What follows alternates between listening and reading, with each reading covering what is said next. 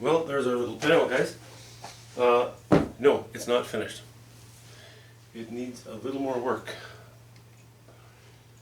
But it's wet and wet if I do it now. And this is all quite strong.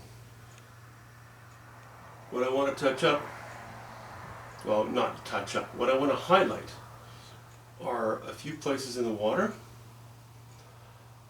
And I would like to also lay in some highlight on these hills back here. Now the hills are pink, yeah, very strong pink. Quinacridone magenta is what I used. Quinacridone magenta, a little bit of cad red medium, a little bit of cobalt blue, a little bit of white, and a little bit of yellow ochre.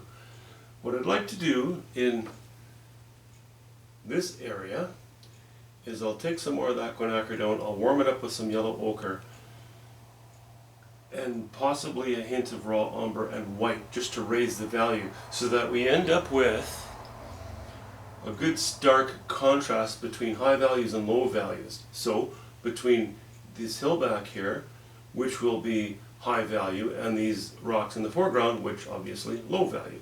So that helps us to maintain strength in the focal area. Highlights here, because it's all very smooth, I would like to pick up some of these colors and just touch, just a stroke or two here and there, nothing major. I'd also like to take, it'll be likely burnt sienna and white, and lay hints of light on the backside of this tree trunk, just again a couple of spots. And the foliage on this tree, for the most part, is yellow ochre and ultramarine blue, and a hint of burnt sienna. That I would also like to kick up a notch, just have the sun touch it in places with just yellow ochre, ultramarine blue, and white. Mostly yellow ochre, just in a few spots to bring the boom to it. That will finish it. I kind of like to keep these rocks a little lower, you know, in value. They're catching a little bit of light, sort of ambient light. It's really as though we're standing on shore, looking out at this rocky shoreline, a small bay away from us, and or rather, you know, sort of going around the shoreline, and then you see this rocky mass here. Now behind us, it's all treed, so the sun's not sort of hitting the water here or the rocks very much. But the top of this tree and the left-hand side of this tree begins to creep out from that shadow into some direct sunlight. That's why I would like to lay in a few highlights. And okay, that's my way of explaining why there are highlights there. I want those highlights there because I think I can make this even stronger than it is. You know, I'm very happy with it, but I think I can make it even better, and that's what I'm going to shoot for, making it the best that I can. You know, as long as it's sort of time-wise, economically viable. Yeah, the pink here, that's very strong.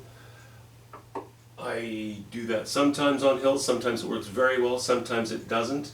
I feel that on this painting it does, because there are ingredients of this color in here. The rocks are raw umber, a hint of quinacridone magenta, cad red medium, and yellow ochre and white. Even though they present themselves as mostly raw umber, it has some of these elements in here, and that helps to unify things. We've really got a bit of reddish in all the painting, you know, in the ultramarine blue up here, which leans towards the purples, towards the reds. The water, this is ultramarine blue and alizarin crimson, and even heavier so as we get down into the water a little bit, as we get closer. I like the water darker because I want it to punch up and support my focal area, support the rest of the content. I have all these dark lines here, and I don't need to have more dark lines in the water, but I do need to have, even though the water is liquid and this is solid, I want to have the appearance of strength in the water, and to do that I'm going to use the device of adding some shots of lighter color. Just a little bit, not much. And this line, yeah, it's pretty thick. I may touch it with my signature brush and lay in a bit of just straight raw umber. Who knows? It's really not that important. Anyway, all in all, I quite like that. I didn't take you along with me while I was painting all this. My left arm isn't working so well these days. I'm not sure exactly what the problem is. I must have pulled something. I think mostly it's an attitude problem. So if I just beat my arm with a brick, it'll probably be fine. It just needs an attitude adjustment.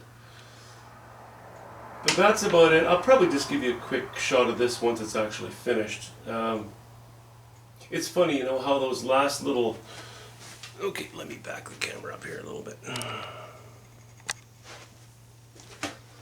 It's funny how those last little touches can really bring the painting alive, you know. Again, we have, you know, you have a pot of boiled potatoes. It's all done. Yeah, I boiled some potatoes. But if you add a little, this is an analogy my dad used to like. If you add a little bit of salt to them and a little bit of butter to them, suddenly they go from just potatoes to being delicious. So I need to add my salt and butter. And that's just, again, picking up light a little bit in the water, on the trunk, in the foliage, wherever I deem it necessary. Just making it feel just a little bit richer. That's it for now. Have a good weekend. See ya.